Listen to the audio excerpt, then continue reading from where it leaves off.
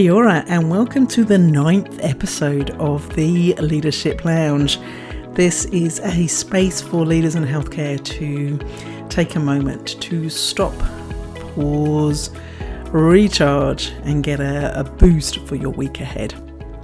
I'm Katie, and with a foundation in 30 years of working in healthcare, I support healthcare leaders to manage the demands and the complexity of their roles, your roles, so you feel excited about the amazing work that you do.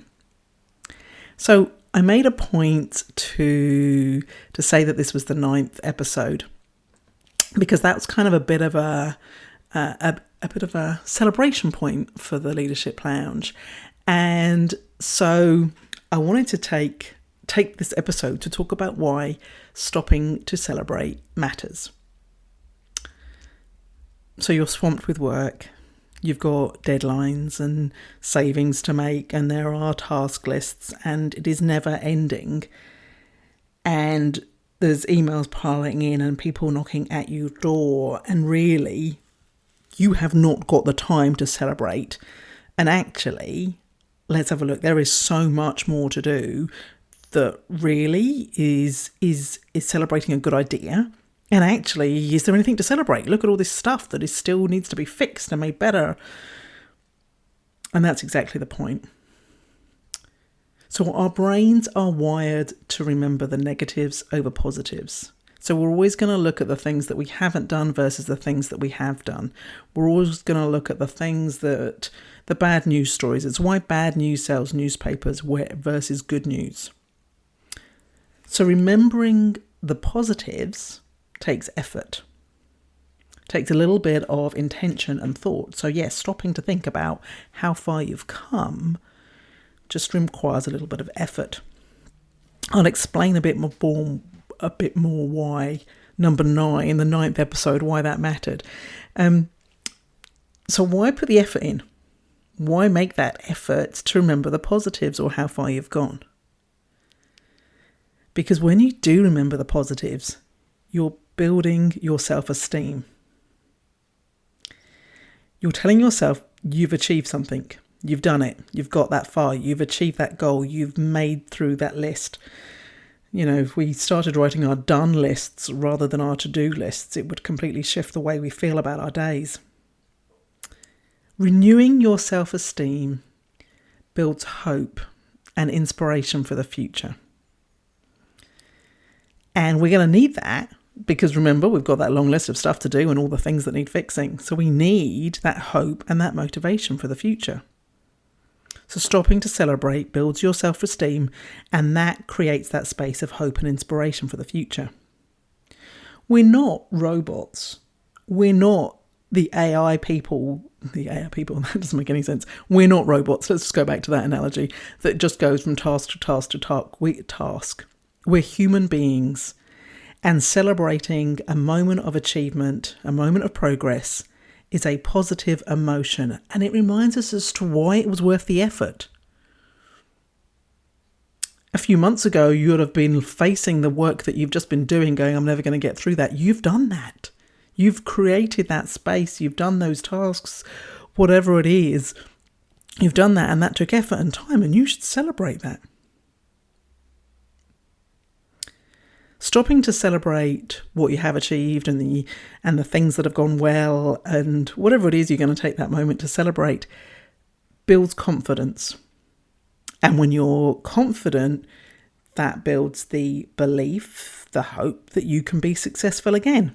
So tapping into that idea of self-esteem and hope and motivation, it all kind of starts to build. It creates momentum, if you like. So celebrating along the way builds momentum to get to the big goals. So if we take, healthcare as a great example, there is so much to do, right? There will always be so much to do. There are going to be different challenges, there's going to be different demands, there's going to be different budgets. Whatever it is that comes at you, there's always going to be something. So we're moving in the direction, we got clear about what our vision is, we know why we're here and what we're doing, and celebrating the wins along the way creates momentum and energy to help you stay the course. So if we think about one of the challenges in healthcare at the moment is retention of staff and creating a sustainable workforce to enable us to deliver the healthcare that we need to deliver to our communities and the world that we're serving, celebrating along the way is going to help build that momentum to keep us going, to remind us why we're here, why it was worth the effort, and to give us the energy to stay the course, to stay working in healthcare. Taking a moment to celebrate changes your mindset. It creates this positive energy and it feels good. You know, if you're having nothing but terrible days all the time, taking a little bit of effort to remember the positives, the things you've done, the achievements you have made, or something that you can celebrate with your team as a success, it's going to feel good. When I was doing a little bit of research into all the reasons why, you know, what have other people written about why taking time to celebrate matters, one of the things that came up that I wasn't on my initial list was that we're more willing to take risks. And I think that's connected to that space of confidence and motivation and hope, because we can see what is possible. So we're going to start to take a few more risks, which is going to lead to innovation or progress, or it's going to lead to mistakes, which we can then learn from and do better. Another aspect that came out when I was doing this reading was that it actually inspires others to reach for their goals and to keep going. So this is really important and pertinent for leaders in healthcare, because if we role model that it's okay and actually a good thing to stop and celebrate our successes and our achievements and how things have gone, we're going to inspire others to do the same. So if you as a leader start talking about your done list versus your to-do list, that's going to inspire your team. Oh yeah, what have we actually done today? I would remember going home as a nurse after a shift and thinking of all the things I hadn't got to. That was always the default place my brain would go to, all the things I didn't do, the patient I didn't get that to, I didn't get this done, I didn't get that done. You know, you hand over with this sense of dread of all the things you've got to hand over to person. But actually, if you stop and go, but what I did do today was this, it's a completely different shift. So role modelling that as a leader to your teams, this idea that we can stop, celebrate, recognise what we're achieving, and that is going to build our momentum and our energy, our hope, our inspiration and our motivation to keep going. That is awesome, because then that will start to spread out and ripple through those that they are working with. I will often ask questions of people, how are you going to celebrate when you've achieved that goal? And it's really interesting how difficult that question is to answer for people. So I think we think of celebrations, we think of big parties and, you know, banners and balloons and streamers and all this kind of stuff. So I think it's important that you realise that celebration doesn't have to be a big one. It's actually just about taking a moment to recognise and register how it feels to have done what you've done. It can be as simple as that. As simple as a personal reflection, simple as a celebration, as simple as a coming together at a monthly meeting and talking about what have we achieved this month. Let's just recognise that we've worked hard to do that. That's fabulous. Congratulating each other. How you like to celebrate and recognise the achievements you've made is a very personal thing. And it's a good question for you. Have a stop and think, yeah, how do I like to celebrate when I've achieved something? One of the other aspects about stopping to pause to celebrate is that it's a way to recognise how others have helped you. And that was really my big way today of celebrating, getting to episode number 9 of the Healthcare Leadership Lounge.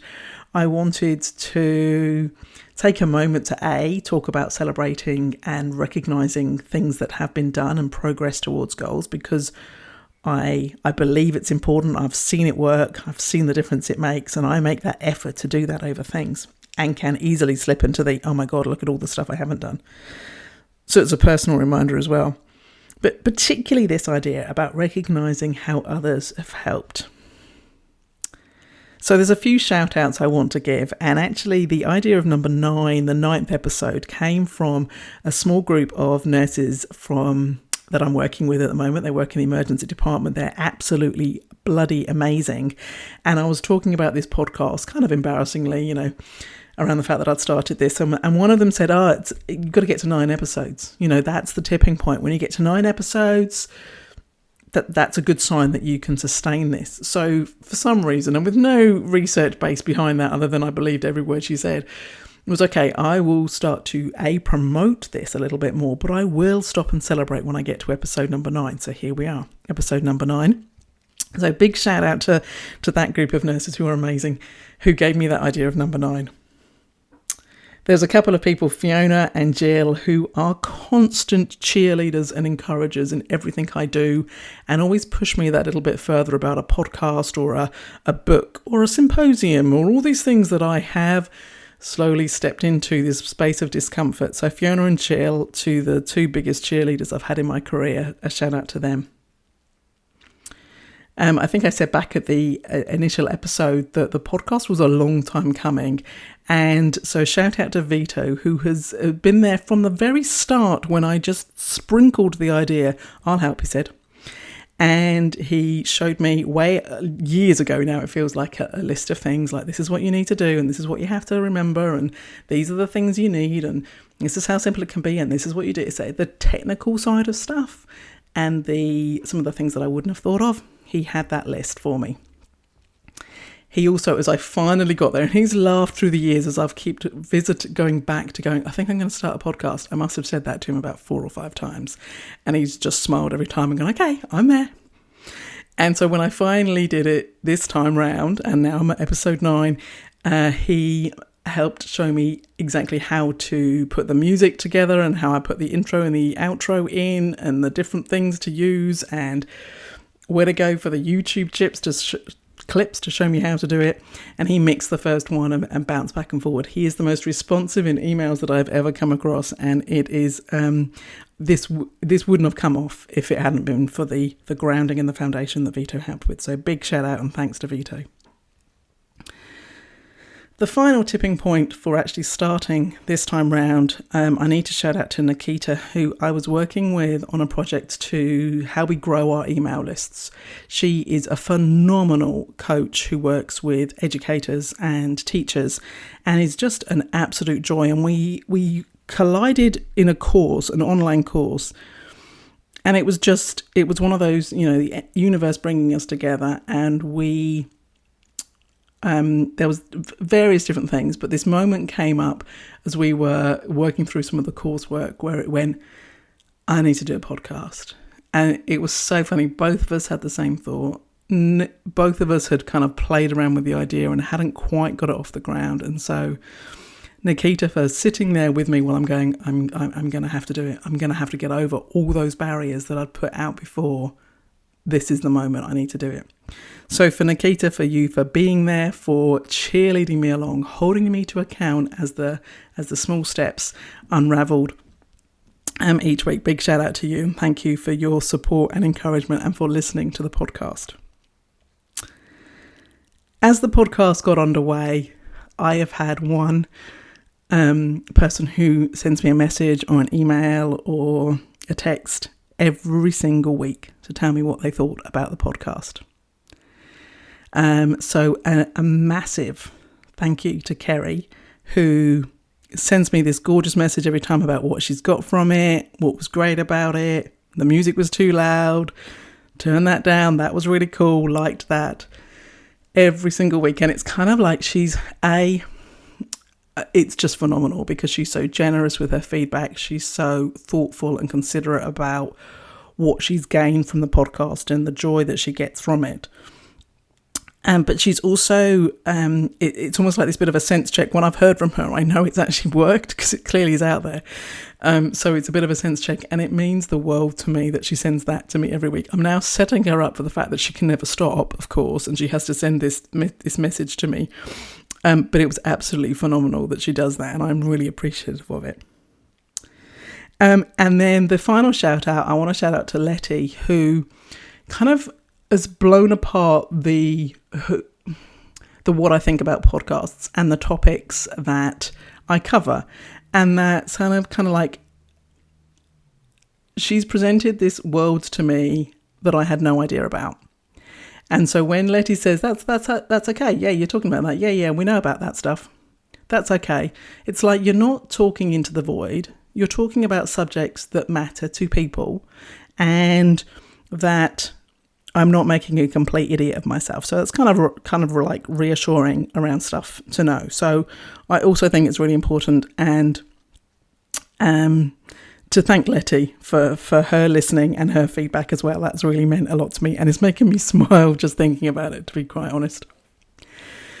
So there you go.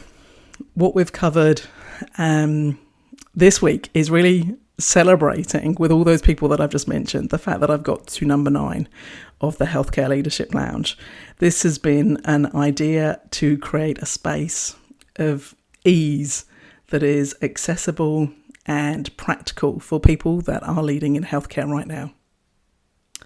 We've covered why it matters, why stopping to celebrate, to recognise the achievements that you have done, the progress that you've made, makes a difference. It is a feel-good emotion, reminds us of our humanity, but also builds into us hope, inspiration, motivation, momentum, all of those things to help us keep going. Because the world of working in healthcare is always going to be challenging, is always going to be hard. And being a leader in healthcare is always going to be that additional level of effort and commitment.